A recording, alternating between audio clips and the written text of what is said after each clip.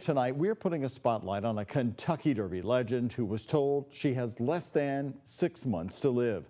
Diane Crump made history 55 years ago as the first woman to compete in the Run for the Roses, the 96 Kentucky Derby that was held in 1970. Tonight, she is talking with WHAS 11 night team's Jose Alonso in her first interview since the fatal diagnosis. Jose?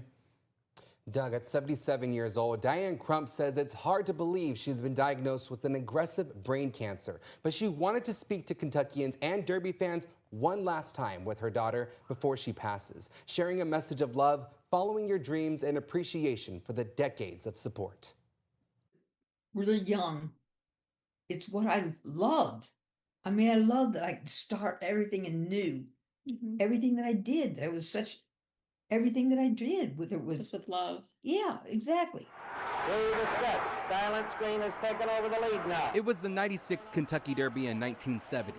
Diane Crump was aboard Fathom, where she shattered the glass ceiling by competing as the first female jockey. Fathom didn't win, and last year she spoke with the Kentucky Derby Museum about it in their Right to Ride exhibit. There were plenty of women that were working on the backside that were holding their own with anybody that was there.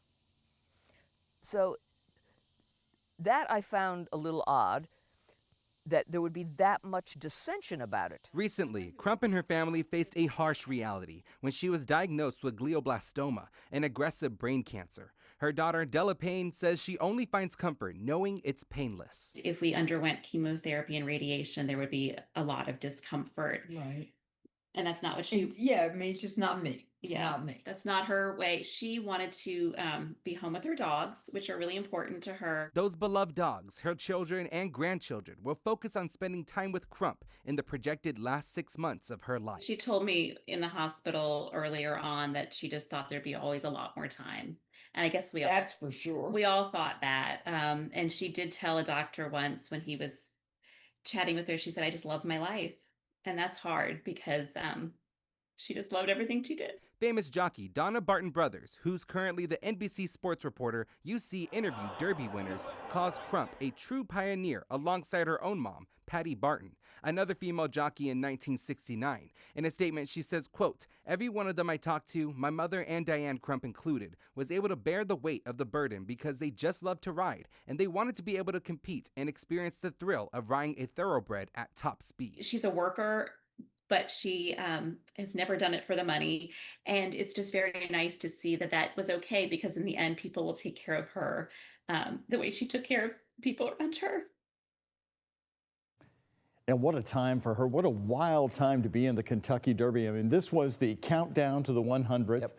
It was 3 years before Secretariat would win, and there was so much buzz about this race. So she spent a lot of time here. I know she had to have happier times here. What was her message for Louisville and the rest of the state of Kentucky? Yeah, practically, Doug, the message she had was that through everything with love and passion, that's what it was, that she got to live her life with love and passion. And from her racing days to her equine business as well, she's just grateful about everyone reciprocating that back now. She was so surprised that everyone's reaching out, sending her cards as well. She's just very thankful for that.